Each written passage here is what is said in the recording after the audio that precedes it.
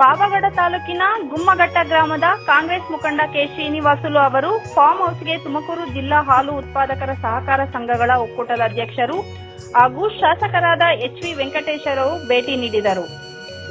Form ಹೌಸ್ನಲ್ಲಿ ಯಶಸ್ವಿಯಾಗಿ ನಡೆಯುತ್ತಿರುವ ಹೈನುಗಾರಿಕೆ ಮತ್ತು ಕುರಿ ಸಾಕಾಣಿಕೆ ಉದ್ಯಮವನ್ನು ವೀಕ್ಷಿಸಿದ ಅವರು ಪಶುಸಂಗೋಪನೆಯ ಆಧುನಿಕ ಪದ್ಧತಿಗಳ ಬಗ್ಗೆ ಮಾಹಿತಿ ಸಂಗ್ರಹಿಸಿದರು.